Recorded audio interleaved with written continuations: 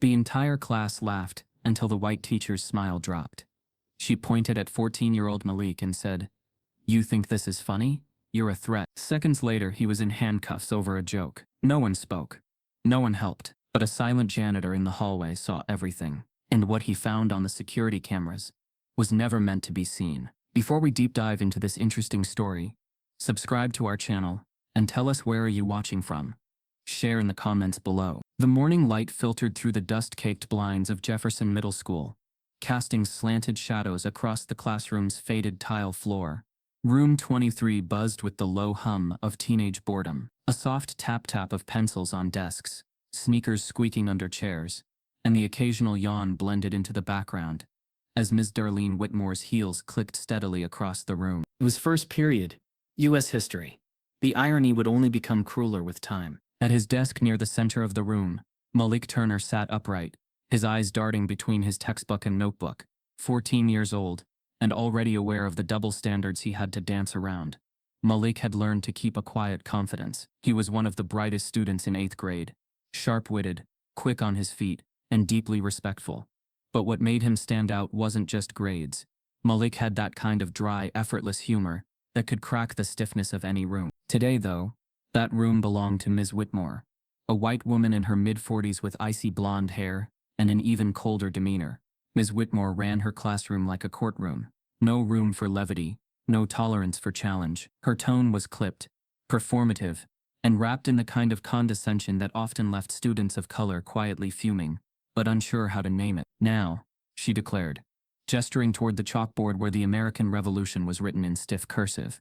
The colonists refused to pay taxes to a monarchy that gave them no voice. That was tyranny. Tyranny. She turned, eyes scanning the rows of students as if expecting applause. Instead, she got silence. Then came the moment. Leaning slightly toward his friend Jamal, Malik whispered, "So, basically like this school. All rules, no rights." It wasn't loud. It wasn't aggressive. But it was funny and real. Several students heard it, and despite themselves, a few chuckled. Then a few more. The laughter didn't erupt.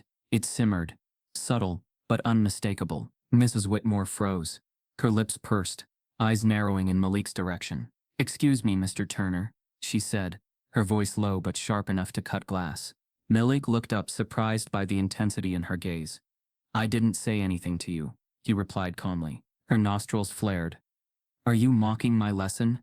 Do you think this is funny?" The room went silent. Malik's expression shifted. "No, ma'am. Just made a joke to my friend. Wasn't about you." Ms. Whitmore stepped forward slowly, like a judge descending from the bench. "So now you're denying it." "I'm not denying anything," Malik said, more confused than defiant. "I made a comment, that's all." She slammed her open palm against his desk, startling the class. "You've disrupted my classroom. You've insulted my authority. And now you're lying?" The laughter was long gone. In its place, a thick, uncomfortable silence. Jamal tried to speak. "Ms. Whitmore." "He wasn't." "Quiet," she snapped, her finger pointed at him. "Or would you like detention too?" Malik's posture stiffened. His heart raced. This wasn't a correction. It was an escalation. A line had been crossed, and now Ms. Whitmore was determined to make him pay for it. "I'm writing you up for threatening language and disruption," she said coldly, walking back to her desk. "This kind of behavior will not be tolerated." "Threatening language?" Malik echoed, stunned. "What are you talking about?" But she was already picking up the phone. "This is Ms. Whitmore in room 2 and 3. I need the principal sent down. Immediately. One of my students is being aggressive and insubordinate." In the back, a few students exchanged nervous glances. Malik's heart dropped. Aggressive? Insubordinate? Those were words that meant something very different when used against black boys. His palms were sweating now. His chest tightened. He looked around the room, searching for someone, anyone, to speak up. But no one dared. 10 minutes later, the door opened. Mr. Carter Winslow, the school's principal, stepped inside with a quiet intensity. A tall white man in a navy blazer. He barely glanced at Malik before walking over to Ms. Whitmore's desk. She leaned in and whispered something, shooting pointed glances toward Malik the entire time. Then the unthinkable happened. Principal Winslow turned to Malik and said, "Come with me." Malik stood slowly, confused, expecting to be led out into the hallway. But 2 school security officers were suddenly behind him. One of them, without a word, reached for Malik's wrist. "Wait, what are you doing?" Malik asked, his voice shaking. We've been instructed to escort you, one officer said. Escort, Malik repeated. I didn't do anything. Jamal stood up. This isn't right. He didn't. Sit down, Ms. Whitmore barked. The officers grabbed Malik's arms. Cold metal wrapped around his wrists. Handcuffs. Gasps echoed across the classroom. One girl put her hand over her mouth. A boy whispered, "Is this real?" Malik's backpack dropped to the floor. His books scattered. He looked at his classmates, at Jamal, at the others' eyes wide with disbelief. Why are they doing this? No one had an answer. Principal Winslow didn't explain. Ms. Whitmore turned back to the board, writing 7073 Boston Tea Party as if nothing had happened. Malik was pulled from the classroom, his feet dragging, wrists bound, his face burned with humiliation. The hallway outside was too bright, too quiet. His joke, a single sentence, was being rewritten into a crime. And as he disappeared around the corner, one final image remained burned into the eyes of every student in that room. The boy who made them laugh walked out like a criminal. The principal is summoned, but not to listen. Instead, Malik is pulled from class in handcuffs. The door to the principal's office closed with a soft but final click, sealing Malik Turner inside a room that felt smaller than it was. The handcuffs had already been removed, yet the cold pressure around his wrists lingered like a ghost sensation. He sat alone in a stiff-backed chair facing an oversized oak desk, his knees bouncing despite his effort to stay still. The walls were decorated with framed certificates, school awards, and smiling photographs of administrators shaking hands with donors' faces frozen in pride and accomplishment. None of them looked like him. Malik stared at the floor, replaying the last 20 minutes in his mind. The joke, the laughter, the slam of Ms. Whitmore's hand, the cuffs. It all felt unreal, like he had stepped into a version of the day that didn't belong to him. He kept waiting for someone to say there had been a mistake. The door opened again. Principal Carter Winslow entered first, straightening his blazer, as if preparing for a performance. He didn't look at Malik right away. Behind him came Ms. Darlene Whitmore, her posture rigid, her lips pressed into a thin, victorious line. She clutched a yellow incident report form like it was a legal document. Malik lifted his head. "Sir," he began, his voice cautious but steady. "I didn't." "Malik," Winslow interrupted, finally looking at him. "You need to understand the seriousness of why you're here." Ms. Whitmore sat down without being invited. "This student," she said sharply, tapping the paper, "undermined my authority in front of the entire class. He made a comment that suggested institutional oppression and encouraged others to laugh at it. That's not humor. That's incitement." Malik's eyebrows pulled together. "That's not what I meant. I was just—" "Intent doesn't erase impact," Winslow said calmly, folding his hands on the desk. His tone was rehearsed, practiced. "Your teacher felt threatened." The word landed heavily in the room. "Threatened?" Malik repeated, disbelief slipping through his composure. "I didn't threaten anybody." Ms. Whitmore scoffed. "You don't get to decide how your behavior affects others." Malik swallowed. His chest felt tight now. "I made a joke to my friend. That's it." Winslow leaned back in his chair, studying Malik like a problem that needed solving, rather than a child who needed listening. "According to Ms. Whitmore, your comment referenced systemic abuse and implied hostility towards school authority. Given the current climate, we take statements like that very seriously." Malik stared at him. "Climate?" Mrs. Whitmore crossed her arms. "We don't tolerate that behavior here," she said. "Especially not when it disrupts the learning environment. Especially not when it comes from you," hung unspoken in the air. Malik felt his face grow warm. He thought of all the times he had raised his hand politely, all the times he had stayed quiet, even when classmates said worse things. None of that mattered now. Everything he had done was being rewritten in real time. Winslow picked up the phone on his desk. "We've contacted your mother. She's on her way." Relief flickered briefly in Malik's chest. His mom would straighten this out. She always did. She would walk in, hear the truth, and this nightmare would collapse under its own weight. Miss Whitmore stood. "I'll be honest," she said, smoothing her skirt. "Given the nature of this incident, I will be recommending expulsion." The word hit Malik like a slap. "Expulsion?" he said quietly. "Yes," she replied, unblinking. "This school has standards." Winslow didn't object.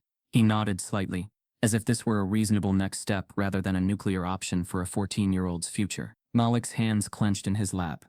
"For a joke?" "For defiance," Ms. Whitmore corrected. "For intimidation." There it was again. That word. Intimidation. Malik looked down at himself. Skinny frame, school hoodie slightly too big, sneakers scuffed from last year. Intimidating. The absurdity almost made him laugh, but fear swallowed the urge whole. The door opened again. Angela Turner stepped inside, her purse still slung over her shoulder, breath slightly uneven, as if she'd rushed straight from work. She was a black woman in her late 30s, hair pulled back neatly, eyes sharp with concern the moment she saw her son sitting alone. "Malik," she said, relief and worry colliding in her voice. Then she looked at the adults in the room. "What's going on?" Winslow gestured to the empty chair beside Malik. "Miss Turner, thank you for coming. Please, have a seat." She didn't sit. She walked straight to her son and placed a hand on his shoulder. "Why was my child taken out of class in handcuffs?" Miss Whitmore shifted. "Your son exhibited aggressive and threatening behavior toward me." Angela's eyes snapped to her. "Aggressive how?" "He made a comment that incited disruption and fear." Angela let out a short, incredulous breath. "Fear?" Winslow cleared his throat. "We understand this is upsetting, but—" "No," Angela interrupted, her voice calm but firm. "I want specifics. What exactly did my son say?" Miss Whitmore glanced at her paper. "He implied that this institution operates like an oppressive system, in front of the entire class." Angela looked down at Malik. "Is that true?" Malik met her eyes. "I made a joke. That's it." Angela turned back. "A joke is not a threat. In today's environment," Winslow said, "we can't afford to dismiss statements that challenge authority in a way that could escalate." Angela stared at him. "So you handcuffed him?" Winslow didn't answer directly. "We followed protocol." Angela's jaw tightened. She looked around the office, at the certificates, the smiling photos. "You're talking about expelling my son. Based on what?" Ms. Whitmore lifted the incident report. "My professional assessment." Angela held out her hand. "Where's the evidence?" A pause stretched across the room. Winslow folded his hands again. "Unfortunately, there's no video footage. The cameras weren't recording." Angela's eyes narrowed slightly. "Not recording?"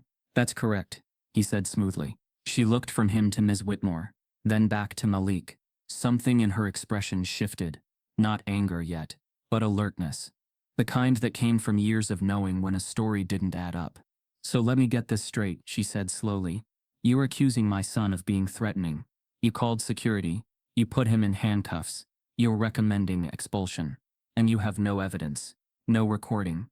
Nothing." Ms. Whitmore's lips tightened. "We don't need cameras to know what happened." Angela straightened. "Then this isn't a meeting," she said quietly.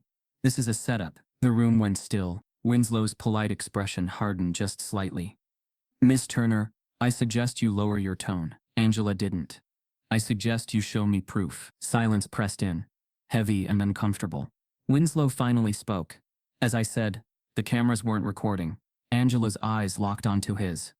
"Then I want that in writing." Ms. Whitmore stiffened. Malik felt a flicker of hope, but it was fragile, shaking under the weight of the adults staring back at them. Because something about the way Winslow said it, something about how quickly Ms. Whitmore had been so confident.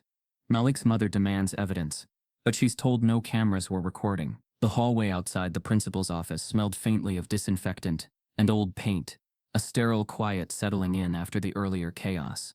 The bell rang somewhere down the corridor, signaling a class change, but the wing near the administration offices stayed unusually still. Teachers ushered students away from the area, their voices hushed, their movements hurried, as if something shameful needed to be hidden before it spread. At the far end of the hallway, nearly invisible against the beige walls and trophy cases, Roosevelt Jennings pushed his cleaning cart forward with slow, deliberate steps. Most people called him Rosie. Some did it kindly.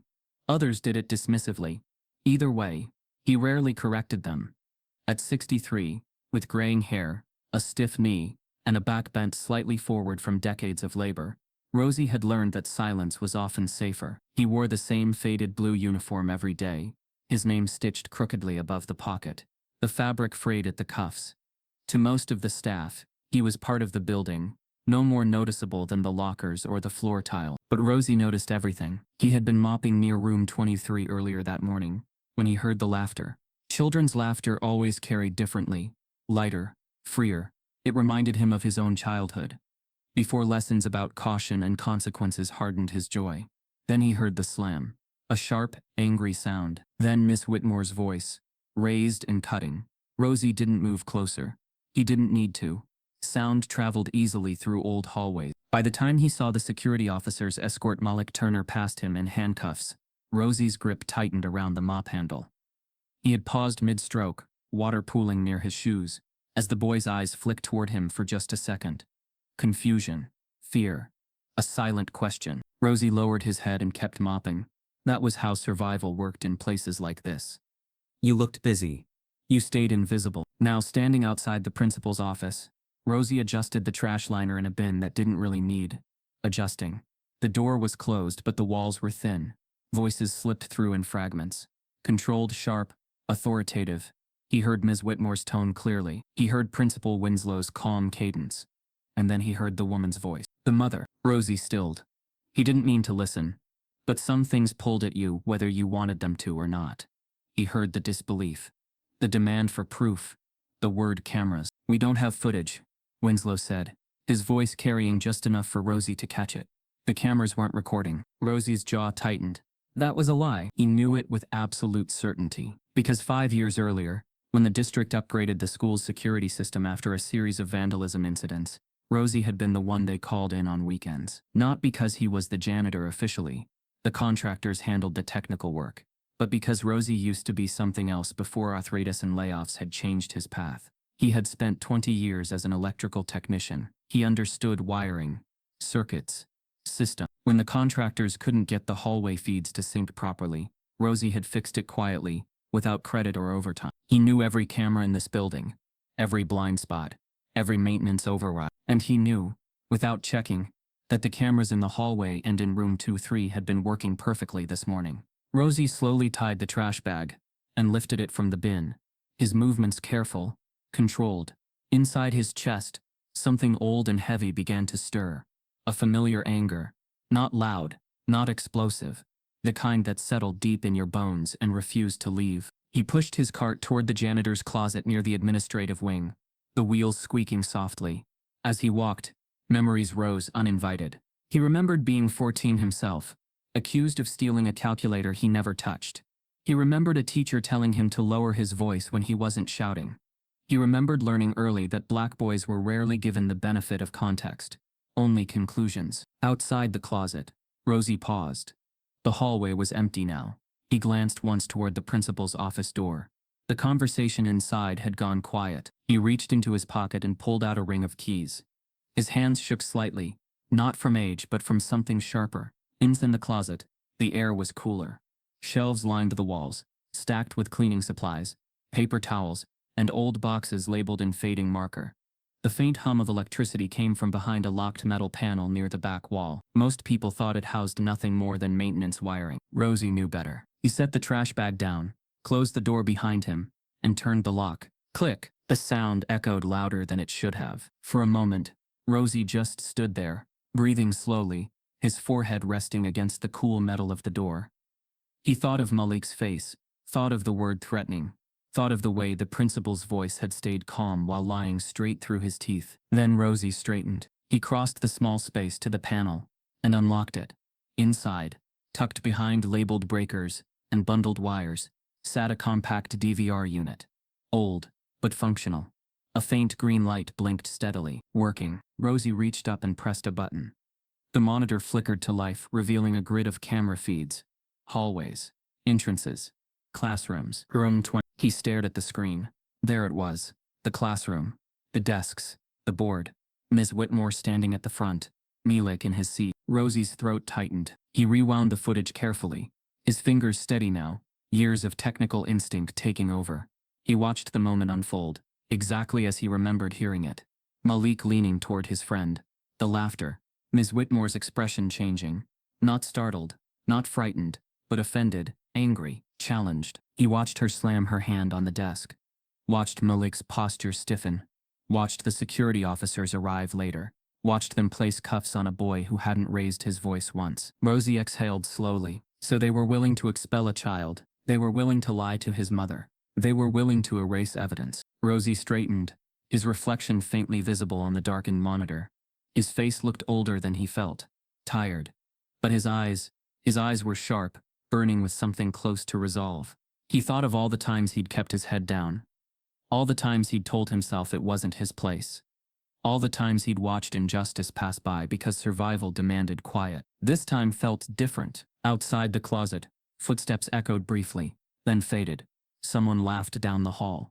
Life at the school moved on, unaware. Rosie reached for a small USB drive taped inside the panel. He'd left it there months ago, just in case. He slid it into the DVR port, his hand lingering for a moment before pressing copy. The progress bar appeared, creeping forward. Rosie folded his arms, eyes never leaving the screen. His breathing was steady now, calm, focused. But beneath that calm was something dangerous. Truth, once seen, refused to stay buried. When the copy finished, Rosie ejected the drive and slipped it into his pocket. He shut down the monitor and closed the panel carefully, locking it back into place. He turned toward the door. Before opening it, he paused. For the first time that day, he allowed himself to feel the weight of what he was about to do. He was a janitor. He had no authority, no protection, no guarantee this wouldn't cost him his job, his pension, his quiet life. But he also knew this. If he walked out of that closet and did nothing, he would be complicit. Rosie placed his hand on the doorknob. His face, reflected faintly in the metal, was no longer tired. It was set, full of quiet rage. Rosie walks into the janitor's closet and locks the door behind him, his face full of quiet rage. A faint hum filled the room, the sound of electricity flowing through the old metal DVR box Rosie had uncovered minutes earlier. The door remained locked behind him. Outside, the school had returned to its regular rhythm, but inside this narrow, windowless space, something far more dangerous was unfolding. Rosie wiped his palms on his uniform pants before sitting down on a cracked plastic stool that wobbled slightly under his weight. The air smelled of bleach, cardboard, and old paper. For a moment he hesitated, his hand hovering over the dusty laptop that sat on a hidden shelf inside the electrical cabinet. He hadn't touched it in months, not because it didn't work, but because until today, he hadn't needed to. With a breath as steady as he could manage, Rosie flipped open the lid. The screen blinked, then powered on with a low mechanical whir. Password screen. He typed it from memory. 6 digits. The birth date of his younger brother, who died in '68 trying to vote in Mississippi. The desktop loaded slowly, backgrounded by an old photograph of a younger Rosie, smiling in a crisp military uniform, back when he believed in service, in honor, in systems that worked. The surveillance software opened with a low chime. No one at the school even knew this version still functioned. When the district upgraded the main system 2 years ago, they'd assumed the old one was obsolete. But Rosie had insisted it stay connected, quietly wired through the janitorial panel, not to spy, not to snoop, just in case. He clicked through the calendar interface. A grid of camera thumbnails flickered to life, time-stamped and grainy, but clear enough. Rosie leaned closer, his hands moving faster now, the rust of inactivity vanishing as purpose took hold. Hallway footage first. He scrubbed through the morning's timeline, watching shadows shift as students moved between classes. He paused at the right time. 8:07. There it was. 2 security officers approaching room. A few seconds later, Malik was let out, his face caught just barely by the hallway camera, wide-eyed, confused, wrists pulled behind his back. Students stared. Some recoiled. Others kept walking, not wanting to see too much. Rosie's jaw clenched. Then he opened the next file. The classroom camera. A secondary feed. Grainier. Low angle, meant for security only, not for staff review. Most people assumed it wasn't functional, but Rosie had wired it directly, bypassing the newer system's access points. The video played. He watched it all, start to finish. Miss Whitmore's pacing, her exaggerated tone as she taught about colonial tyranny. Malik's casual lean toward his friend, the subtle laugh, her pivot, her rage, the desk slam. Rosie didn't blink. He watched Malik try to explain himself, watched her shut him down, watched her make the call, watched the officers arrive, and Malik stand obediently, trying to keep his dignity. He didn't yell. He didn't resist. He just walked out. The room behind him went silent again. Rosie paused the footage. This wasn't a misunderstanding. This wasn't a teacher having a bad day. This was targeted, deliberate, personal. Rosie exhaled. Shaky but determined, he reached into the shelf beside the laptop and pulled out the small USB stick he had stashed weeks ago. It was scratched, the label faded, but it worked. He slid it into the side of the laptop. The system beeped, copying file 20. The transfer bar appeared. As it climbed, Rosie leaned back against the wall, the weight of the moment pressing in. He thought about what this meant. Not just for Malik, but for the school, for the patterns no one talked about. How many others had been labeled disruptive? How many had their records smeared before they ever stood a chance? How many other Ms. Whitmores had smiled in front of parents while quietly suffocating students behind classroom doors? The progress bar ticked higher. He stared at the laptop screen, his reflection faint in the glare. This wasn't just evidence. This was proof of the lie, of the power games, of the quiet racism baked into smiles, policies and professional assessments. And yet, despite knowing what he held, Rosie couldn't ignore the deep knot forming in his gut. He wasn't a whistleblower. He wasn't an activist. He was a janitor. No one listened to janitors. They listened to degrees, titles, whiteness. If he went public, they'd twist the story. Say he accessed the feed illegally. Say he edited it. Say he had an agenda, and maybe he did. His agenda was the truth. The transfer bar hit 99%. File transfer complete. Rosie removed the drive slowly, gently, like it was fragile. He tucked it deep into the inner pocket of his uniform, close to his chest, like a heartbeat. Then a knock, sharp, sudden. His entire body tensed. A knock came again, slightly louder this time. He didn't move. 3 seconds passed. Then 4. Another knock, followed by a muffled voice. Mr. Jennings? Rosie's eyes flicked to the laptop. The screen had gone dim, the sleep mode trigger already active. He closed it softly and returned it to the cabinet. Sliding the door shut, he moved to the closet door and pressed his ear against it. The voice came again. Female. Young. Familiar. Rosie? You in there? He unlocked the door slowly and opened it an inch. Kayla Morris stood on the other side, wearing a puffer vest and lanyard, her badge slightly crooked. She was one of the teacher's aides, only in her second year, still learning the dance of silence the school demanded. Her eyes met his, searching. I saw what happened this morning, she said in a low whisper. To Malik. Rosie didn't respond. I know they're lying, she added. I heard them say the cameras were off. Still, he said nothing. Then she leaned in closer. But you fixed that system, didn't you? His silence was an answer. Kayla looked over her shoulder quickly. No one in the hall. I've seen this before. With other students. Black boys. You know I have. Rosie opened the door slightly more.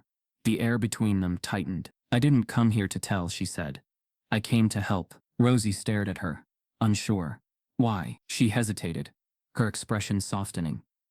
Because if someone doesn't speak up now, this school's gonna keep chewing up kids like Malik until there's nothing left of them. And I'm tired of pretending I don't see it. Rosie nodded once slowly. She stepped inside, and he closed the door behind her. Rosie copies the footage onto a USB drive, right as someone knocks on his door. The janitor's closet was dim, the only light coming from a small motion-triggered bulb overhead. The door shut behind Kayla, with a quiet finality, leaving her and Rosie enclosed in the stale, narrow air of the janitor's closet. Fluorescent light buzzed faintly above, casting hard shadows across their faces. Neither spoke at first. The air between them was cautious, but not cold. It was the kind of silence that asked a question without needing to say the words. Rosie watched her closely. Kayla wasn't just another young educator trying to climb the ladder. She moved through the school with her eyes open, always observing, always thinking.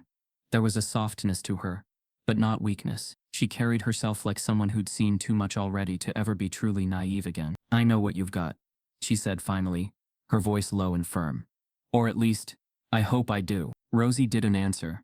He walked to the hidden panel, opened it again, and pulled the old laptop from its slot. Without breaking eye contact, he placed it on the small metal desk, flipped the lid open, and waited for the screen to glow to life. Kayla stepped closer, her arms crossed tightly over her chest. They said the cameras were down, she said. I knew it was a lie. Soon as I heard it, I knew. Rosie didn't respond. Not yet. He clicked into the playback software, navigated to the morning's footage, and selected the recording from room 2. Watch, he said quietly. She did. The video played out in grainy detail, but the events were unmistakable.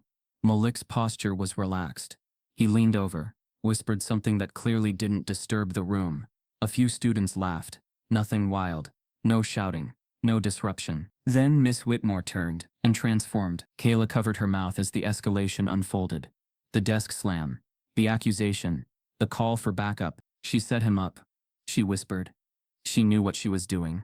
She knew how this would look to people who already see him as a threat. Rosie nodded slowly. This ain't the first time she's done it. Kayla's eyes flicked toward him, You've seen it? I've heard things. Seen pieces. But now we got proof. He fast-forwarded the footage, showing the hallway view, Malik being cuffed, the stunned faces of the students, his mother arriving later, outraged and confused. It all unfolded like a slow-motion train wreck, when no one had tried to stop. Kayla looked shaken. She weaponized her fear, and the system just followed her lead. Rosie closed the video window, then pulled up a folder buried deep in the system archives. He clicked open another file, timestamped it from 6 months earlier. A different day, same classroom. Ms. Whitmore yelling at a black student named Terrence for allegedly rolling his eyes. The boy didn't argue, just sat there stunned, as she called security on him too. Another file 3 months back. A girl named Zariah, being sent to in-school suspension for hostile body language. The footage showed her with her arms crossed, eyes downcast, silent. Another, and another. Each one a subtle lynching in the form of policy. Each one built on the same pattern. Black students, minor behavior, major punishment. Kayla stepped back, a hand to her forehead. "Oh my God," she whispered. "This is a pattern. This is targeted." Rosie's voice was like gravel when he finally spoke again. "She ain't just a racist. She's protected." Kayla looked at him sharply. "You think the principal knows?" "He don't just know," Rosie said. "He covers for her." "How can you be sure?" Rosie stared at the screen. "I've worked here 27 years. I've cleaned their offices, emptied their trash. You'd be amazed what people throw away when they think nobody's watching." Kayla sat down slowly on an overturned bucket near the wall. Her expression was distant now, processing, connecting the dots. "I knew something was off," she murmured. "The way she talks about Malik when she thinks I'm not listening. Too confident, too talkative, too opinionated. Always too something." Rosie nodded. "They don't want confident black kids. They want quiet ones. Scared ones. Ones who apologize for being smart." The silence hung heavy between them. Then Kayla leaned forward. "So what do we do?" Rosie's eyes narrowed slightly. "We show the truth." Kayla's breath caught. "You're gonna release the footage." "I'm thinking about it." She stood up quickly, panic flashing across her face. "Rosie, if you do that they'll fire you." "I know." "They could sue you. Claim you breached security protocol. They could paint you like you're some angry old man, with a grudge." "I know. You've got a pension. A record. You've survived this place for decades." "I know." Kayla stepped closer. "I want justice too. But you need to understand, this isn't just about Malik anymore. If you go public you become the story. They'll twist it, make you look like the threat." Rosie's face was unreadable. But his voice carried something new now. Not just anger, not just purpose. Conviction. "They already made that decision," he said. "The second they put cuffs on that boy." Kayla looked down, shaken by the weight of what they were walking into. Rosie turned back to the laptop and removed the USB drive, sliding it into his pocket again. "They want to pretend like this school's a safe place, like the rules apply to everybody. But they don't. Not here. Not for kids like Malik. Not for kids like I was." Kayla exhaled, then nodded. "Okay," she said softly. "Then we do this smart." She reached into her bag and pulled out her personal tablet. "Let me help. I've got a secure cloud account. You give me a copy of that footage. I'll back it up 3 different places. They can't erase all of them." Rosie hesitated for a moment, then handed her the USB. Their hands touched briefly, just long enough for her to feel how much he was holding inside. Kayla plugged it in, opened the files. "We'll need to organize it. Build a timeline. Make sure it's clear. No room for denial." Rosie nodded. "We make it undeniable." For a long moment, neither of them moved. The weight of what they were about to do pressed heavy on both of them. 2 people. One seasoned by years of silent observation, the other just learning the cost of speaking out. Caught in the middle of a battle. Neither of them started but both could no longer walk away from. Kayla broke the silence. "Just promise me something." "What's that?" "If this starts to blow up, if they come after you, you don't go down alone." Rosie allowed a faint smile. "I've been alone too long already." But her eyes didn't soften. They sharpened. "I'm serious, Rosie. You release this, you lose your job, your benefits, maybe even your reputation." He looked at her, then said, with quiet finality, "Then maybe it's time they knew who I really am." Kayla stared at him for a beat, her lips parting to say something more, but stopped. Outside the closet, footsteps echoed down the hall, voices. Then, a sudden knock. Rosie and Kayla froze. The knock came again. This time firmer. A voice called out, "Maintenance?"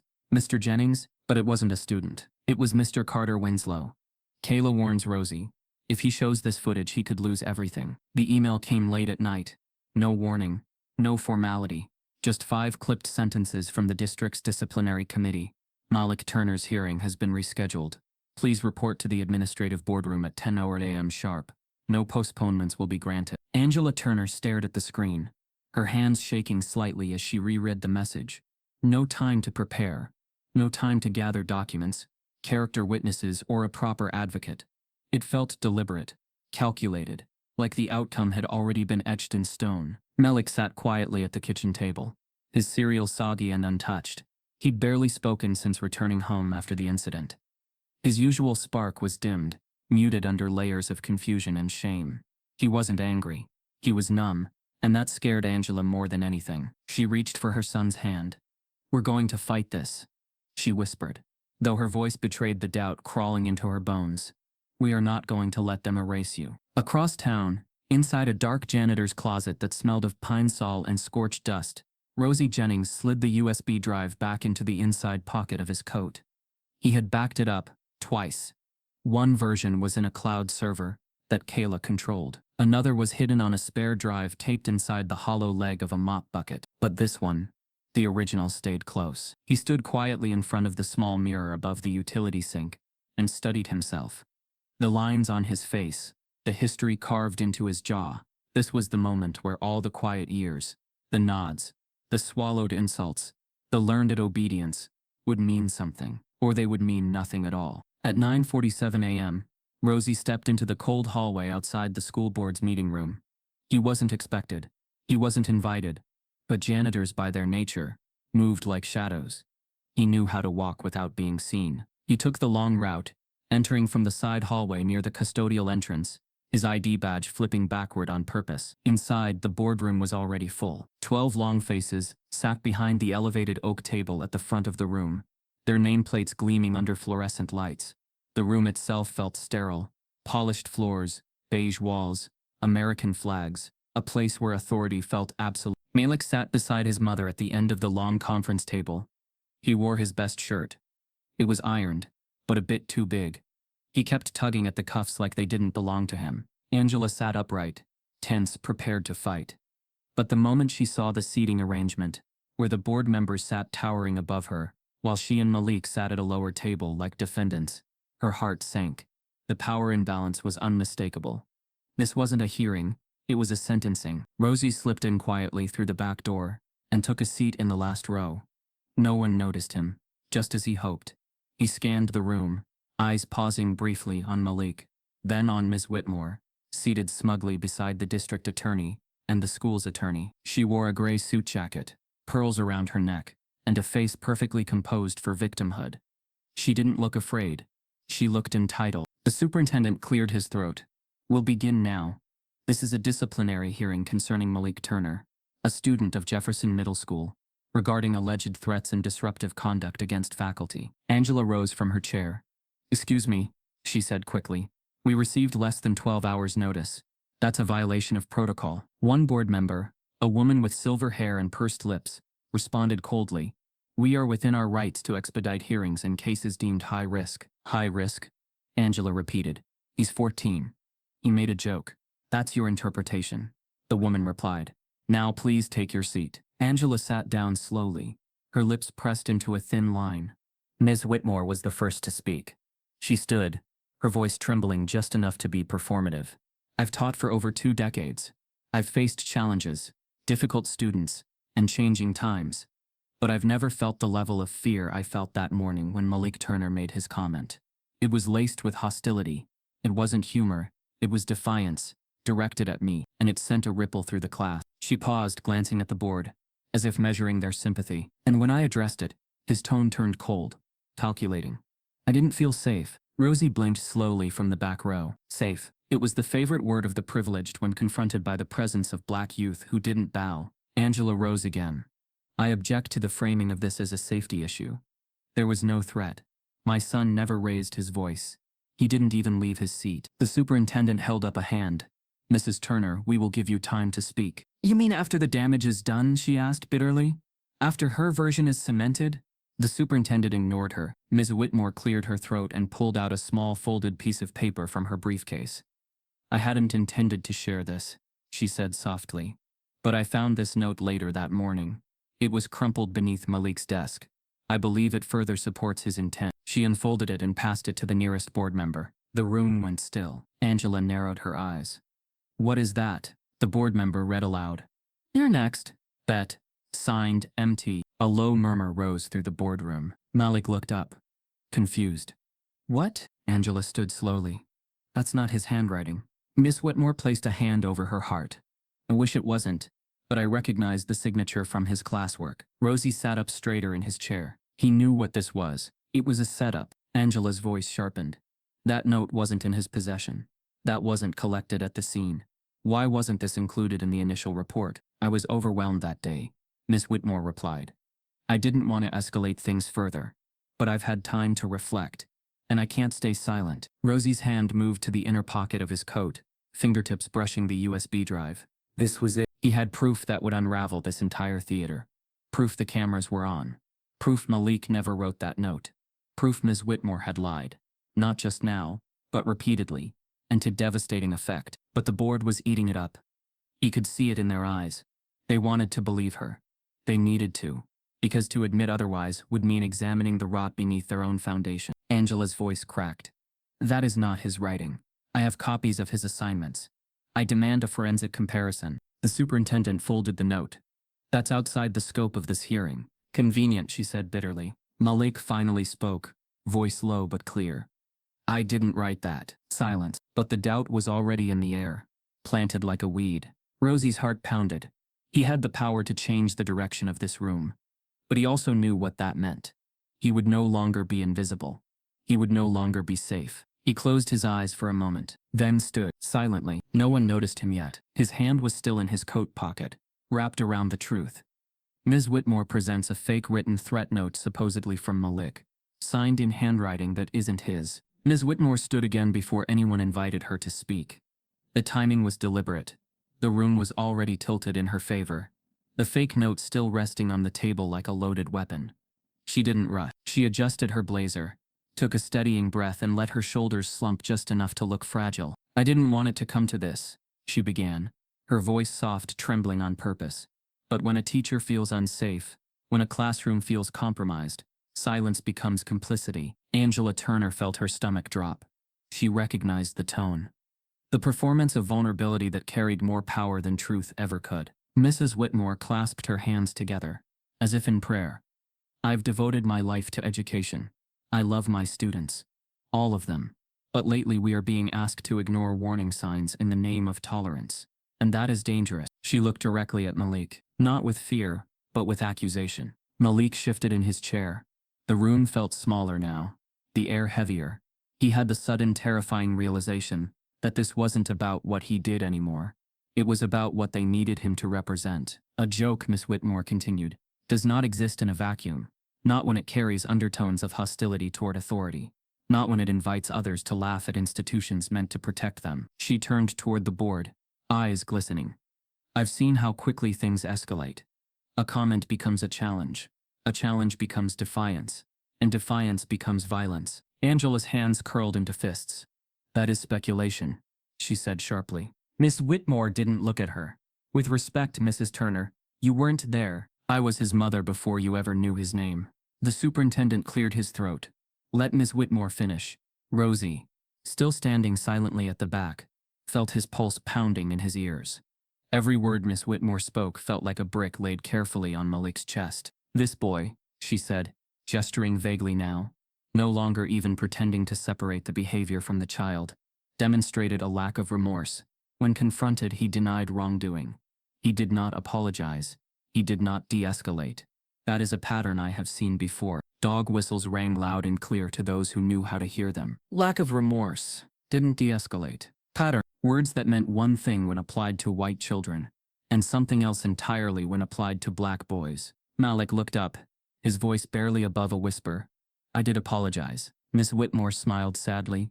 You said the words, but your tone told a different story. Angela stood. You are projecting intent where there was none. You are criminalizing my son's personality. The board chairwoman leaned forward. Mrs. Turner, please refrain from interrupting. Angela laughed once, bitter and disbelieving. Interrupting? You're talking about expelling my child based on feelings. Ms. Whitmore's voice hardened just a touch. Based on fear. That word again. Fear. It traveled easily across the room, infecting the atmosphere.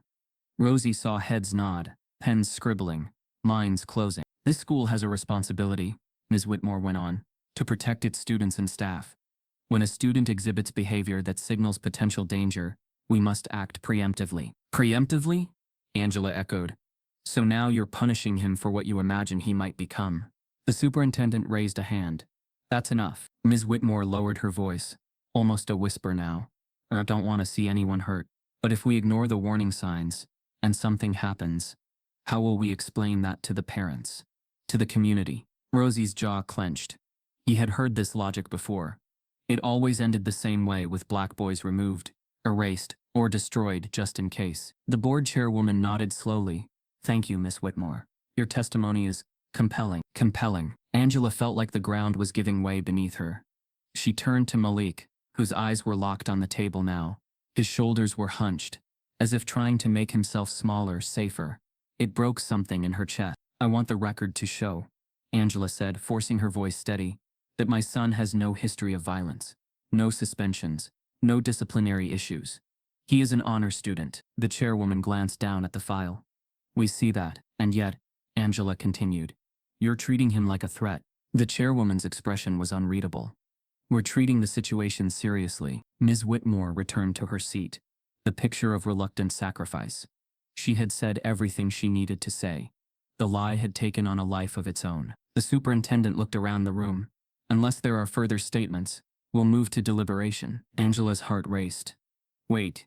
You haven't even reviewed evidence. We have sufficient testimony, he replied. Sufficient for what? She demanded. To ruin his future? The board members whispered among themselves briefly. It was theater. Rosie could see that now. The decision was already made. The chairwoman cleared her throat. All those in favor of expulsion, effective immediately, please raise your hands. One hand went up, then another, then another. Angela's breath caught. She counted them instinctively. 7, 8, 9. Nearly unanimous. Malik's ears rang. The room blurred at the edges. He felt detached from his body, like he was watching someone else's life fall apart. Angela grabbed his hand. No, she whispered. No, no. The chairwoman looked down at them. The motion passes. Just like that. Years of effort. Dreams. Safety. Gone. Ms. Whitmore exhaled softly. Relief flickering across her face before she masked it again. This is for the best, she said gently. I truly hope Malik gets the help he needs. Angela stood so fast her chair scraped loudly against the floor. You did this, she said, her voice shaking with fury. You lied, and you know it. Ms. Whitmore didn't respond. The superintendent began gathering papers. This hearing is adjourned. That was when a new sound cut through the room. A chair scraping back. Slow. Deliberate. Everyone turned. Rosie Jennings stepped forward from the back row, his movement steady despite the storm inside his chest. His janitor's uniform stood out sharply against the suits and blazers. For a moment, the room didn't quite register him, like a background object suddenly stepping into focus. Sir, the superintendent said impatiently, this meeting is over. Rosie didn't stop walking. He reached the center of the room, eyes scanning the board. Ms. Whitmore, the administrators who had just voted to erase a child. His voice when he spoke was calm, clear, unignorable. I have something to show all of you. The room froze. Rosie stands up, interrupting the meeting, with one sentence. I have something to show all of you. For a moment, time itself seemed to falter. Rosie Jennings stood still at the center of the boardroom, his janitor's uniform wrinkled, dust clinging to his sleeves. The USB drive clutched gently in his right hand. His presence didn't match the room. He didn't wear authority on his chest or confidence like a badge. But somehow he commanded every set of eyes. The board looked stunned. The superintendent leaned back slightly, clearly uncomfortable, unsure of how to proceed. Ms. Whitmore blinked twice, her expression frozen in a smirk that hadn't caught up to the shift in atmosphere. Angela Turner, still standing beside her son, saw Rosie not just as a man but as a hinge, one who could turn this moment toward truth or toward tragedy. The board chairwoman cleared her throat, trying to regain control. Mr. Jennings, you are not on the agenda. This hearing is. Angela stepped forward, her voice sharp and resolute. He speaks. The chairwoman blinked. Excuse me. Angela pointed a finger toward Rosie. You let him speak, right now. Or I swear, I will bring the press, the district office, and every civil rights attorney within driving distance to your door. The room shifted again. Someone in the back coughed. A few board members exchanged glances. Ms. Whitmore's face didn't move, but the corners of her mouth tightened. Rosie turned to the chairwoman. Won't take but a few minutes, he said quietly. But it's important. The superintendent, sensing something inevitable, sighed. If you can make it quick. Rosie walked to the side of the room where a projector cart sat idle. He removed the cap from the USB stick and plugged it into the laptop stationed there. The screen on the wall flickered to life, bluish and hazy at first, then resolved into a security cam feed marked room. Angela gripped Malik's shoulder. Ms. Whitmore's hand moved to her throat. The video began. A timestamp in the upper corner. 8:07 a.m. Monday morning. Malik sat calmly at his desk, head down, writing in his notebook. He leaned slightly toward his friend Jamal, whispered something. The camera didn't pick up sound, but it captured the stillness of the room. The subtle laughter of a few students, and then Miss Whitmore. her face turned abruptly, her jaw set. She walked briskly toward Malik's desk, slammed her hand on it, so forcefully a student 2 rows back visibly jumped. The boardroom was deathly quiet. On screen, Malik sat frozen, calm, non-aggressive. Ms. Whitmore's lips moved rapidly, her hand pointing, then jabbing at the desk. Malik raised both hands slightly. A gesture of confusion. She stormed back to her desk. Picks up the phone. Dial. The screen showed 2 officers arriving. They approached Malik. He stood slowly, peacefully, extended his wrists. The cuffs went on. One student covered her face. Another whispered something to the boy next to her. Then they led him out of the room. The video stopped. Nobody moved. Rosie turned to the board. That's the morning in question, he said quietly. That's what really happened. No one spoke. Even the board members who had so confidently voted minutes earlier looked like they had been doused in cold water. Ms. Whitmore opened her mouth, then closed it. Her face was pale now, eyes blinking too fast, lips trembling slightly. Angela crossed her arms.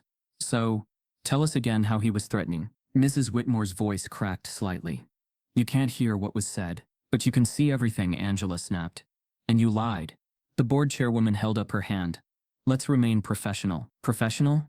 Angela echoed. You almost ruined my son's future on a lie. On a vibe. Rosie remained near the projector, quiet, watching. The superintendent finally cleared his throat. Where did you get that footage? Rosie looked at him calmly. I maintain the backup systems. I knew it was still running. The superintendent swallowed. That's not standard protocol. Neither is lying about cameras being down, Rosie replied. The board murmured among themselves, their earlier confidence now muddled with discomfort. A few looked down at their notes, ashamed to meet anyone's eyes. Rosie stepped forward again. I didn't come here to make trouble, he said. I came because what you were about to do, it wasn't justice. The chairwoman looked visibly unsettled. We'll need to review this thoroughly. The vote may need to be reevaluated. Angela laughed bitterly. You think? Miss Whitmore had not spoken again.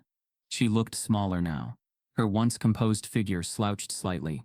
Her hands were shaking, but still she said nothing. Rosie reached for the laptop, about to eject the USB, but then stopped. He turned. I'm not finished. Everyone looked up. There's more? Asked the superintendent. Rosie nodded. I have 4 more videos. Different days. Same teacher. Same kind of incidents. All involving black students. A gasp rippled across the boardroom. Even Malik looked stunned. I didn't plan to show him, Rosie continued. But after what I just saw and hear, after how easy it was for you to believe that boy was dangerous. He looked directly at the chairwoman. I think you need to see what dangerous really looks like. The board members looked at each other, then at Ms. Whitmore. Her head was down now, deflated. Rosie took a step back, his voice unwavering. This wasn't a mistake. It was a pattern. And you all helped keep it going. Ms. Whitmore finally stood. Her voice, when it came, was weak and brittle. This is a coordinated attack on my character. That footage is edited. Angela cut her off. Say that again and I'll drag your reputation through every legal system in the state. The room went still again. The chairwoman sighed deeply, then looked at Rosie. Play the next one. The footage ends, but Rosie isn't done.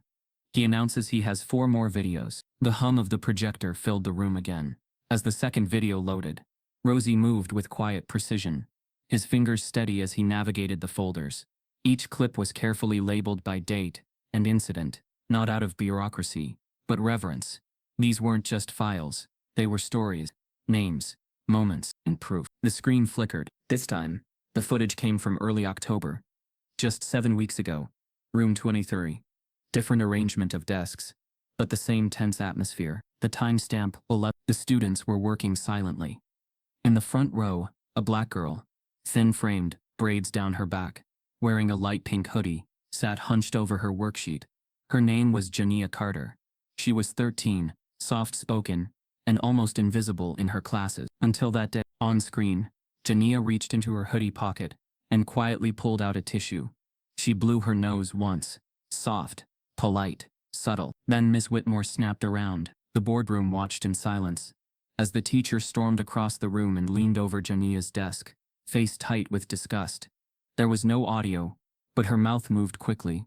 Sharp syllables, a pointed finger, a sudden grab of the worksheet. Jania flinched. The footage showed Miss Whitmore yanking the paper from her desk, tearing it slightly. Jania reached to speak, visibly trying to explain, but Miss Whitmore turned her back and walked away. The camera captured Jania lowering her head to the desk. She didn't raise it again. The video ended. Angela whispered, "That girl cried in the bathroom for 2 hours that day. I remember," a board member near the end. Mr. Frampton adjusted his tie nervously. "Was this incident reported?" Rosie turned toward him slowly. She told the guidance counselor. Counselor wrote it down. Said she'd talked to Darlene. Nothing happened. The room was silent. Rosie opened the next clip. Date, September. The footage began mid-lecture.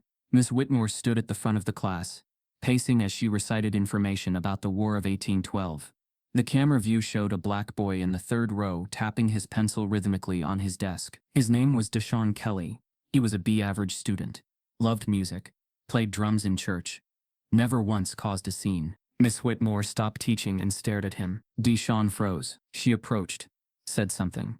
Deshaun nodded and stopped tapping. She kept talking. Then, moments later, she pulled out a referral slip from her drawer and began writing aggressively. The footage showed Deshaun blinking, clearly confused. When she handed him the paper, his hands remained still in his lap. She pointed to the door. He didn't move. She called the office. 15 minutes later, 2 officers arrived. Deshaun was escorted out, tears visible on his cheeks as he walked. The room fell into a deeper stillness. Rosie paused the video. "Deshaun never came back," he said. His mom pulled him out the next week, transferred to a different district. Said he couldn't sleep without nightmares after that day. A female board member, Dr. Linton, covered her mouth with her hand. The weight in the room grew heavier by the second. Angela stood beside Malik, her face stony with rage. "This is who you trusted with our kids." Rosie looked at her, then slowly panned his gaze across the board. "You all saw the red flags. You all heard the rumors, the complaints, the subtle signs. And you did what you always do." He pointed to the screen. "You protected her." No one replied. Rosie opened the third video. This one was quieter. The classroom was almost empty. Lunchtime. Only 2 students sat at their desks, both black, both working silently. Ms. Whitmore entered the frame and began collecting papers from desks. As she passed the boys, she said something. One of them smiled politely and responded. She stopped, turned, slammed a hand on his desk. The boy jumped back. She pointed to the door. He stood slowly, visibly confused. She opened the classroom door and motioned for a nearby staff member. The video ended. Angela leaned over to Rosie. "Who was that?" Rosie clicked open a file. "Terrell Hughes, 8th grader. Went from honor roll to probation in 2 months." Board members fidgeted in their seats. Dr. Linton cleared her throat. "This footage, this pattern, it's deeply troubling." "Troubling?" Angela snapped. "You voted to expel my child 10 minutes ago without a shred of real evidence." Dr. Linton looked ashamed. "We were misled." "No," Rosie said firmly. "You were complicit." The board president, Miss Connors, a woman with a square jaw and too tight blazer, spoke up suddenly. "Let's not assign blame before a full investigation is conducted." Rosie turned toward her. "I've worked here 27 years. Cleaned your offices. Changed light bulbs in your meetings. Heard conversations I wasn't supposed to. You've all known about Darlene's record. You've buried complaints. You didn't want scandal, so you let this continue." He stepped closer to the board table. "Let me be clear. This isn't just a bad apple. This is rot in the roots. Silence followed. Then the final video began. It was recent, just 2 weeks ago, footage from room 2. This time, the camera showed Miss Whitmore standing in front of a black girl named Aaliyah, who had been late to class. The video showed Whitmore waving her hand dismissively as Aaliyah tried to explain. The teacher mimicked her exaggerated hand motions, lips curled in mockery. Laughter from a few white students. Aaliyah froze, then lowered her head. Whitmore kept talking louder now, her body language aggressive. Aaliyah turned her face away and visibly wiped a tear from her cheek. That was the moment that broke the board. The oldest member, Mr. Holloway, removed his glasses and set them on the table. His hands shook slightly. "This isn't isolated," he said hoarsely. Angela nodded. "No, it's not. This is what systemic racism looks like." Rosie turned off the projector. "I gave you evidence," he said. "Now you have a choice." Ms. Whitmore had not moved. She stared ahead, her face pale, hands shaking beneath the table. She tried to speak, but nothing came. Then in a sudden desperate motion, Board President Connors stood. "This meeting is over," she said sharply. Everyone looked up. Rosie narrowed his eyes. "What?" Connors moved toward the projector cart. "We need time to evaluate. We can't act impulsively." But before she could finish, she reached behind the cart and yanked the cord from the wall. The screen went black. A loud silence followed. Angela's voice rang out, steady and furious. "You just unplugged the truth." Connors didn't reply. She gathered her papers and turned away. But nothing could erase what had already been seen. The school board president abruptly cuts the projector cord and declares the meeting over. By the time Rosie arrived at the school grounds the next morning, the air had already changed. Not the weather, but the weight of it. He could feel it in the silence. The way other staff members avoided his gaze. The way doors didn't open as easily. Eyes flicked away from his as if looking at him might carry a cost. He walked toward the maintenance wing as he always did, the sun just beginning to warm the brick walls. But when he turned the corner and reached for the handle of the janitor's closet, his sanctuary for nearly 3 decades, it didn't budge. A silver padlock glared back at him. Rosie stepped back, blinking at it as if it might disappear. But it didn't. And neither did the thin, impersonal sign taped just above it. "Access restricted, pending review. District orders." His shoulders stiffened. No phone call. No warning. No explanation. Just a lock. Rosie stepped into the main building, making his way toward the front office. The halls, which usually buzzed with early morning chatter and shuffling feet, felt strangely subdued. When he passed the staff break room, he caught fragments of murmurs, then sudden silence as soon as he crossed the threshold. They weren't whispering to him. They were whispering about him. In the front office, a receptionist, one who normally greeted him with a warm, "Hey Rosie," barely made eye contact. She handed him an envelope without speaking. Inside, a single sheet of paper typed and sterile. "Effective immediately. Roosevelt Jennings has been placed on administrative leave, pending an internal review of unauthorized access to school property and possible breach of district technology policies." His name was spelled wrong. He folded the letter slowly, his face unreadable. "Is Principal Winslow in?" The receptionist didn't look up. "He's unavailable." "I see." He turned and walked out, the soft creak of his boots, the only sound in the room. At the same hour, Malik sat in his bedroom, staring blankly at his phone. He had expected quiet after the hearing, maybe even a sense of victory. But what followed was anything but that. Screenshots of the hearing had begun circulating on social media. Out-of-context clips, blurry images of him sitting beside his mother, posts that twisted the truth like barbed wire around his name. Local student threatens teacher, then lies about it. Janitor breaks into system to help delinquent avoid punishment. Manipulated footage can't change reality. Even some of his classmates were sharing them. The comments were worse. Typical behavior. Blame the system when they get caught. Bet his mom's probably done this before too. Why's a janitor getting involved anyway? Mind your mop. Malik's thumb hovered over the screen before he finally shut the phone off and tossed it across the room. Downstairs, Angela sat at the kitchen table on her laptop, scrolling furiously through local news reports and parent discussion boards. What she found wasn't support. It was venom. The school had said nothing officially, but clearly someone had been working behind the scenes to discredit her son and Rosie, and it was working. She picked up her phone and called Kayla. "I need help," she said without preamble. "It's turning ugly." By noon, Kayla was sitting across from Rosie, in a tiny cafe 5 blocks from the school. He looked tired, not just in the face, but in the way his body seemed to carry invisible bricks. He stirred his coffee without drinking it. "You okay?" she asked. He didn't answer right away. Then, "They locked me out, Kayla. Like I never existed. You expected that, didn't you?" He nodded. "But not this fast. Not this cold." She pulled out her tablet and laid it flat on the table. "They're feeding stories to the press. Whisper campaigns. Unofficial statements. All off the record, but all coordinated." Rosie looked at her. "You think Whitmore's behind it?" Kayla hesitated. "Not alone. Someone's protecting her." He leaned back. "The superintendent? Maybe. Or someone higher. Someone with reach." They sat in silence, the weight of the machine they were up against pressing in from all sides. Then Rosie said, "You should back away from this, Kayla. Before they come for you too." She shook her head. "You don't know me if you think I scare that easy." He gave a faint smile. She looked him in the eyes. "I backed up everything. The footage, the timeline, the transcripts. I've got 3 encrypted copies. One's in cloud storage. One's on a physical drive hidden at my apartment. The last is with a journalist friend of mine in DC. Rosie blinked. "You did all that?" "I don't play with fire unless I'm ready to burn." He chuckled. "Just one." They stood to leave. Outside, the wind had picked up. A storm was brewing somewhere out west, and the air tasted like electricity. That night, as Kayla pulled into her apartment parking lot, her phone buzzed with a new message. Unknown number. She tapped it open. The screen displayed only one sentence. "Tell Rosie to stop, or we'll make sure he never walks again." Her chest tightened. She stared at the text for a long time, her fingers frozen. Another ping. A second message. This one was a picture. A photograph of Rosie, walking out of the cafe that morning. Kayla gets an anonymous text. "Tell Rosie to stop, or we'll make sure he never walks again." The video footage didn't go viral at first. It moved like smoke before fire. Shared quietly among community groups. Passed along by local activists. Reposted by parents who'd whispered for years that something wasn't right at Jefferson Middle School.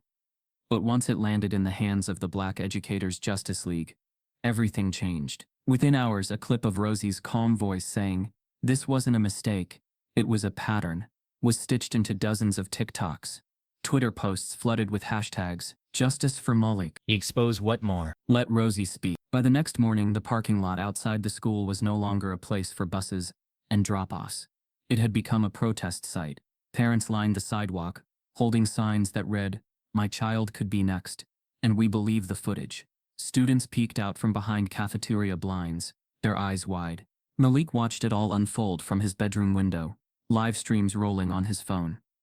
A video of his mother holding back tears as she addressed a crowd had already hit 40,000 views. But inside him, joy didn't bloom. He felt strange, like he wasn't in his own story anymore, like his face had been claimed by the internet. People were chanting his name, but they didn't know him. Not really. They knew the version of him that had survived in 43 seconds of silent, grainy footage. Angela, on the other hand, was fire. She stood on a small platform made from a milk crate and folding chair, her voice amplified by a mic borrowed from a local church. "My son was dragged from his classroom in handcuffs for making a joke. They called him a threat. But we know who the real threat was." Crowd. "Say her name." Angela didn't flinch. Darlene Whitmore, a woman who targeted Black students for years because the school let her. The crowd erupted, but just across the fence, inside the school's administrative wing, blinds stayed shut. Phones rang off the hook. Principal Winslow remained silent. And Ms. Whitmore, who had been placed on voluntary leave, released a public statement that read more like a victim impact letter than an apology. "I have served this community with dignity and have faced relentless attacks from individuals seeking to ruin my name for personal gain. I pray for healing." Rosie read it twice. His hands trembled, not with fear but with fury so deep it made his skin feel tight. She was doubling down, and so was the system behind her. Rosie sat in his apartment that night, surrounded by boxes of files, photocopies, and a battered laptop that had become his war desk. A stack of old complaint forms sat in a folder marked Archive 2018. Some were written in pen, some typed, all had the same ending note. Issue resolved internally. Student transferred. No further action. He had printed emails too, some found in recycling bins, some forwarded to him by staff who no longer worked there, and some he wasn't ready to reveal just yet. Kayla sat across from him, scrolling on her tablet. "They're still spinning this," she muttered. "District PR is calling you an unauthorized employee, saying you hacked the system." "I never hacked anything," Rosie said. She smirked. I know. You wired half that building with your bare hands. But truth doesn't matter to them. Only narrative. Rosie looked up. Then it's time to change the narrative. Kayla tilted her head. You're thinking public? He nodded. We've been playing their game. Quiet. Careful. Respectable. But they already tried to erase me. What else can they take? She hesitated, then leaned forward. You go public, you better be ready. I mean names, emails, receipts. I got 'em. Then let's do it. The next day, Rosie and Kayla released a digital dossier under a private blog titled The Jefferson Files. It was plain. No fancy design. Just a black background, white text and 4 categories. Buried complaints, faculty patterns, whistleblower interviews, administrative emails. The first entry, a scanned complaint from a parent dated 2019, describing Ms. Whitmore's treatment of her son. It had never received a formal follow-up. The signature at the bottom, filed with HR, never contacted again. The second, an email from a staff member named Redacted, reporting racial targeting. The reply, please refrain from speculating about intent. Address your concerns through appropriate channels. The blog link spread faster than expected. By noon it had been picked up by a regional news blog, then a national educator watchdog. Then, finally, Rosie's inbox overflowed. But so did the hate. Emails with no subject lines. Messages calling him a liar, a thug, a disgruntled employee. Voicemails with static-filled threats. One just repeated the word traitor for 10 seconds before hanging up. Kayla called him hourly. We need to get security for you. I've lived through worse. Rosie, I ain't stopping. That night, Angela joined a virtual town hall streamed by a group called Justice in Our Schools. Her video square showed her sitting at the kitchen table, Milik off-screen, but close. She didn't flinch when asked if she blamed the entire school. I blame the culture that protects predators and punishes the brave. People in the comments typed, speak, tell it all. This is the fire we need. But even in the midst of this digital uprising, the school board remained silent. No official retraction, no apology, no revote. It felt like a war against a brick wall, until 2:43 a.m. That's when Kayla's phone lit up with a new message from an unfamiliar contact. No name, just a number and a subject line. I worked in HR. I kept the receipts. Her heart skipped. She opened it. The message was short. I left 2 years ago. Couldn't sleep after what they made me do. I saw what Rosie posted. I have emails. Originals. Sent and received. Proof they buried complaints. Manipulated records. They lied to state auditors. I'll talk if you promise protection. Attached 6 redacted screenshots. One included an email from the superintendent. Subject, regarding Whitmore incident. Body. Let's avoid escalation. Tell HR to mark it resolved. We don't need another incident going public. Kayla's hands shook. She called Rosie. He picked up on the second ring. I think we just found the crack in their wall. A whistleblower reaches out. She used to work in HR, and she has email. The whistleblower's name was Rachel Devereaux. For 2 long years, she'd kept silent. She had walked away from Jefferson Unified School District, with no farewell party, no exit interview, just a burning weight in her chest, and a folder full of secrets she couldn't shake. But after watching Malik's story explode online, after seeing Rosie's face all over the news, she couldn't stay silent anymore. At first, she reached out cautiously. One encrypted email to Kayla. Then a second. Then, like a dam breaking, the truth poured out. Dozens of files, screenshots of internal logs, meeting notes, digital timestamps, and buried in the flood, an email chain that detonated like a bomb. The subject line was mundane, Whitmore incident management, but the content was anything but. Her brother's position makes this politically sensitive. Keep resolution internal. No written warnings. Adjust record if needed. Kayla read it again, then again. Her breath caught in her throat. Her brother? Rosie was sitting across the table. His eyes scanned the screen slowly. When it clicked, his shoulders stiffened. Run that back, he muttered. Kayla pulled up another email from the same thread. From Carter Winslow to Julia Currington, HR Director. Date, March. As discussed, Darlena's family. She's old school, but loyal. Don't let these complaints gain traction. I'll handle the board if needed. There it was. Superintendent Winslow and Ms. Whitmore were siblings. The district had protected her not just because of her seniority, but because of blood. Rachel, now emboldened, shared more. Emails from 2015. An internal memo that labeled black students as repeat disruptors.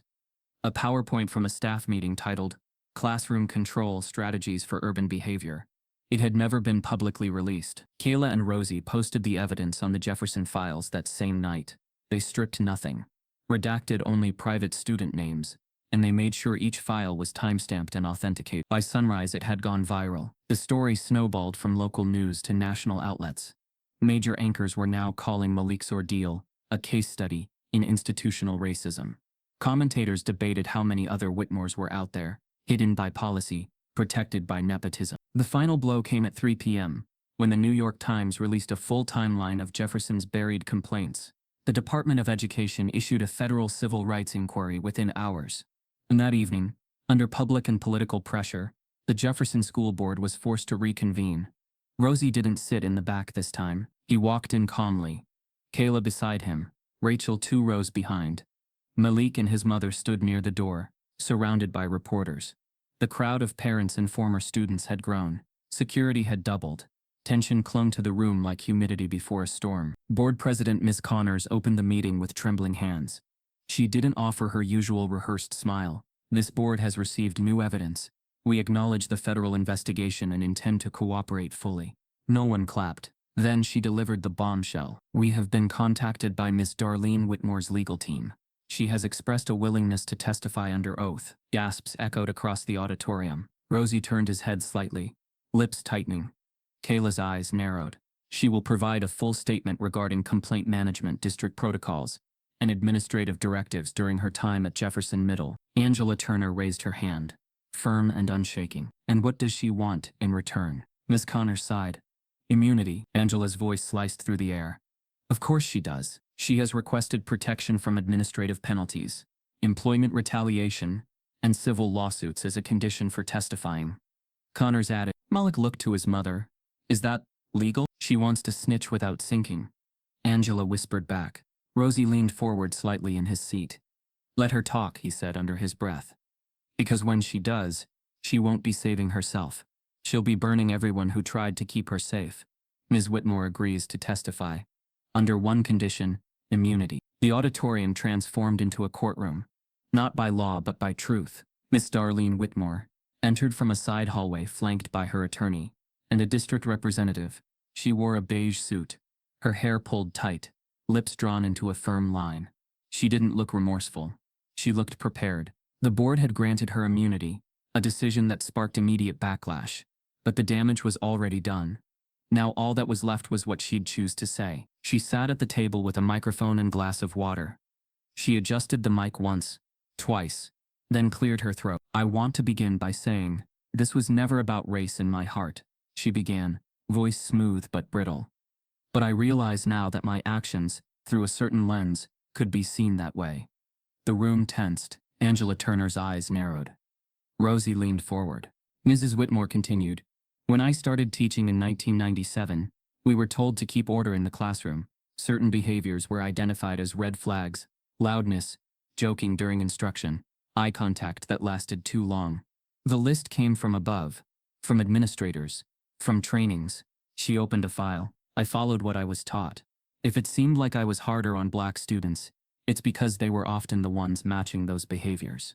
I did not set the criteria. A sharp gasp came from the second row. Malik clenched his fists in his lap.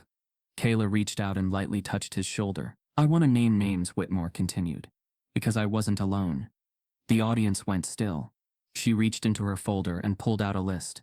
Principal Winslow knew. He counseled me twice to be firmer with students from unstructured homes. He said it would help their discipline long term.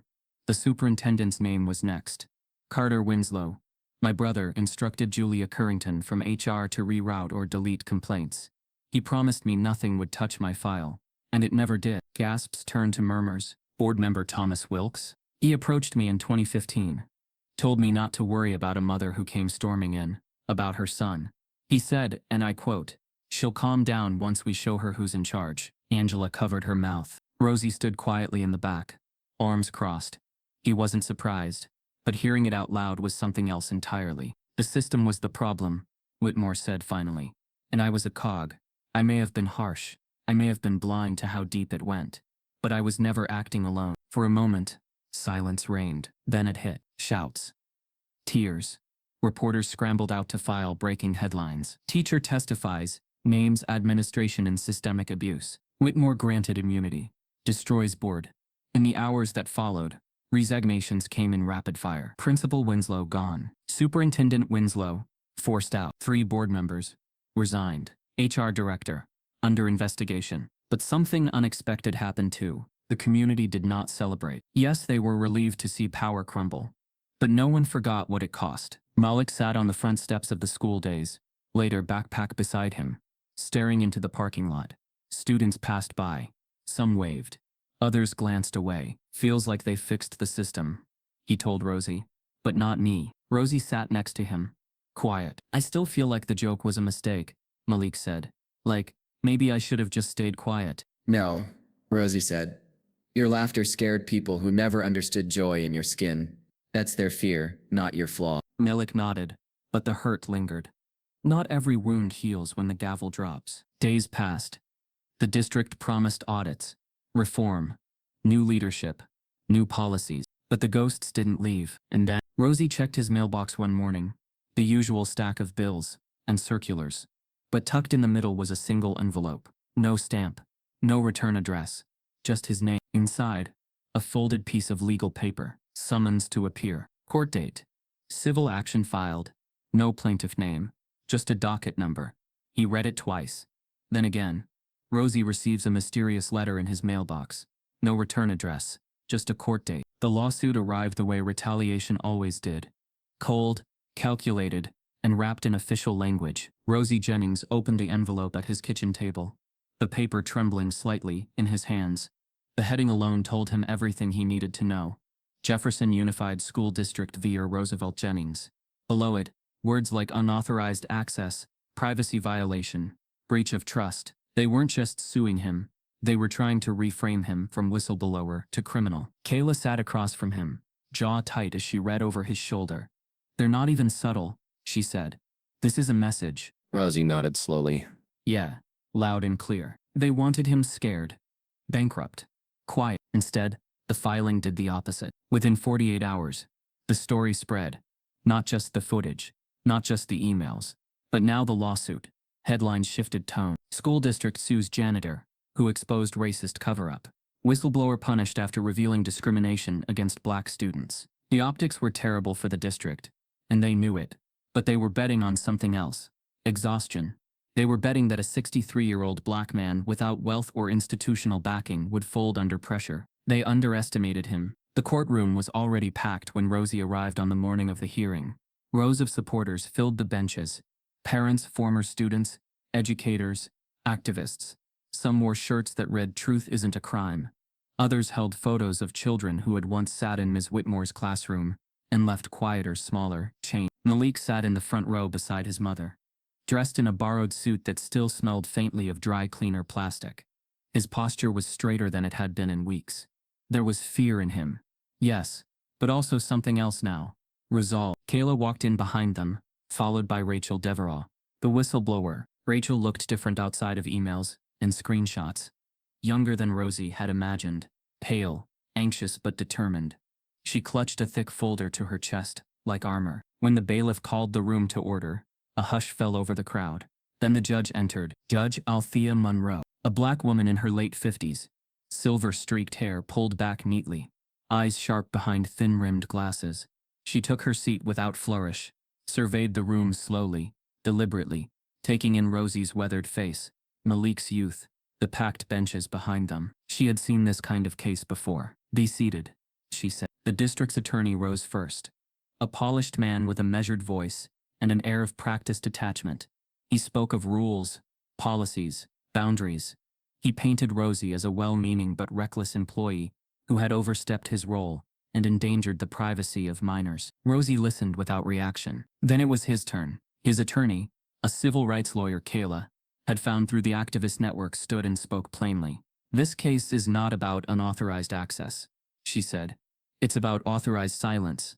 It's about a system that only calls the rules sacred when they protect power. Judge Monroe leaned forward slightly. Call your first witness, she said. Rachel Devereux's legs trembled as she took the stand. She told the truth carefully.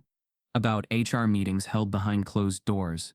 about complaints marked resolved without investigation, about emails instructing her to reroute, delay, or quietly delete records tied to Ms. Whitmore. When the district attorney tried to discredit her, implying resentment, bitterness, incompetence, Judge Monroe shut it down with a raised hand. "Answer the question, counsel," she said coolly. "This is not a character assassination hearing." Rachel's voice cracked only once, when she spoke about a black mother who begged her to help, and how she had looked away because she was afraid of losing her job. I live with that, Rachel said softly. Every day. Malik watched her, something shifting inside him. Adults were admitting fault. Out loud. Then Rosie took the stand. He didn't grandstand.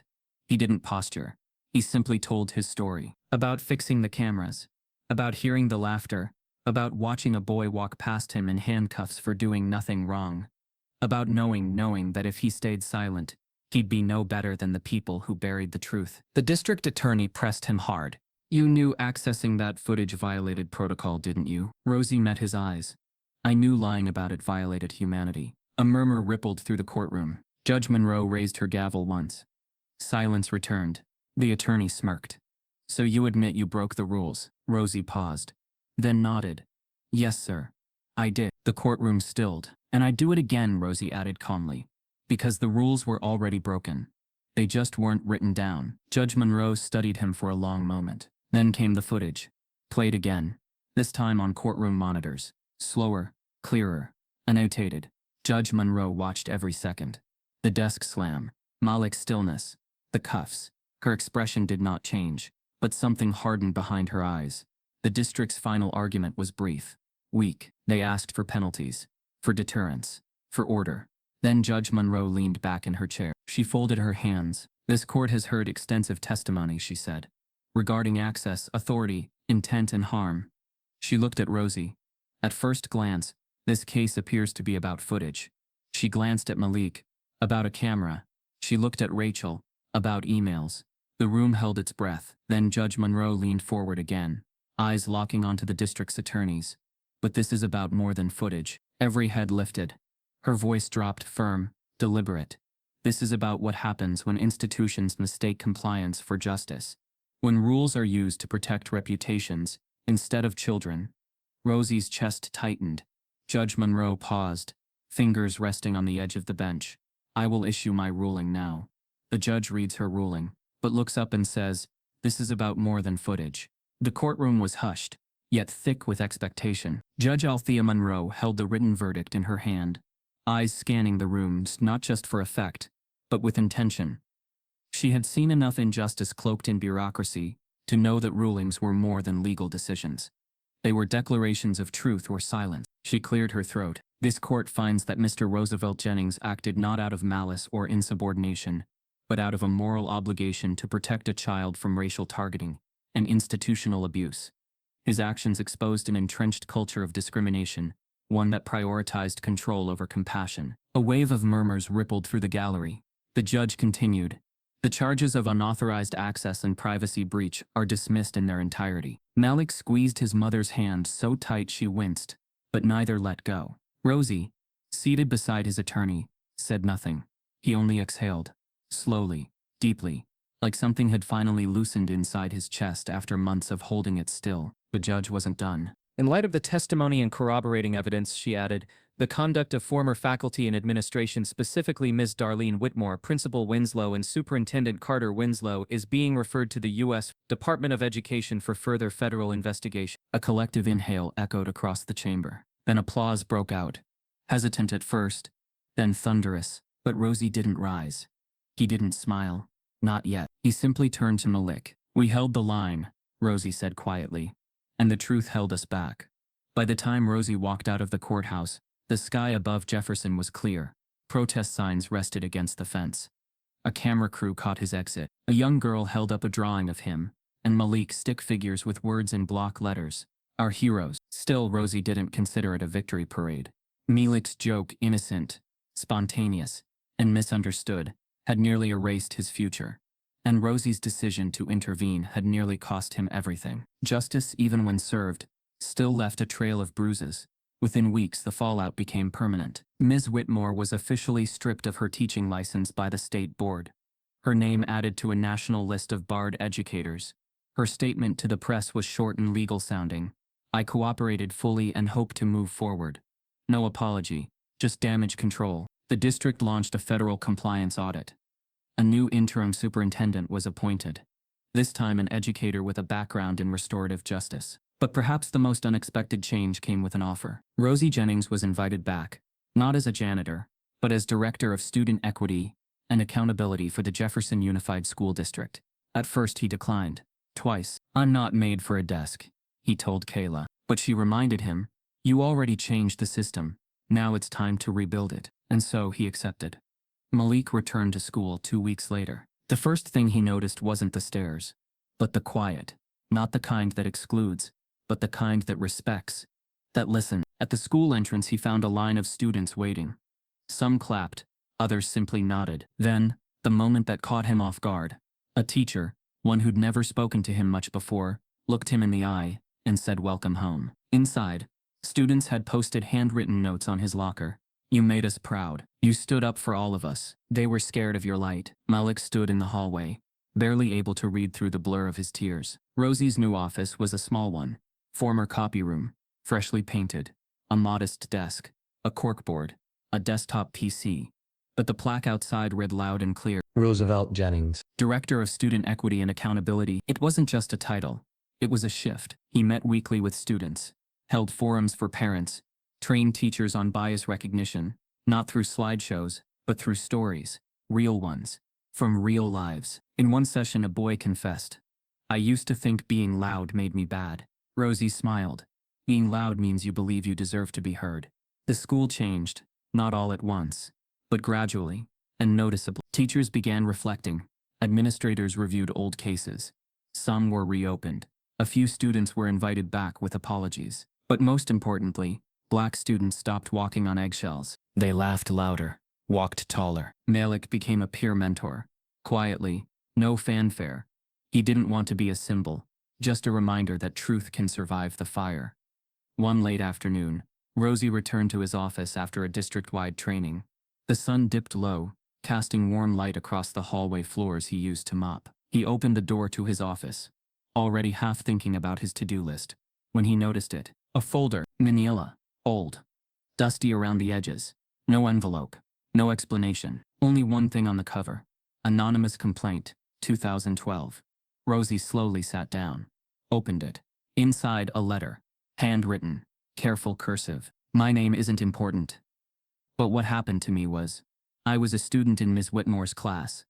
I made a joke once, not even a bad one. She humiliated me in front of everyone, called my parents, gave me detention for a week. But worse than that, she made me feel like I didn't belong, like I was a problem, not a person. I filed a complaint. They said it disappeared. But I'm writing this because I need someone to know it started long before Malik. And it didn't stop with me. At the bottom, a scribbled note in different handwriting. They never listened to me. Maybe they'll listen to you. Rosie sat back in his chair, the folder still open in his lap. So this was it. It wasn't over. The system might have been exposed, but it had a history far deeper than any courtroom could hold. As Rosie walks into his new office, he finds a folder marked Anonymous Complaint, 2012. It's not over. They tried to silence him. They tried to bury the truth. But one man's courage turned a cover-up into a movement. If this story made you feel something, don't scroll past it. Type yes if you believe in justice. Subscribe if this broke your heart.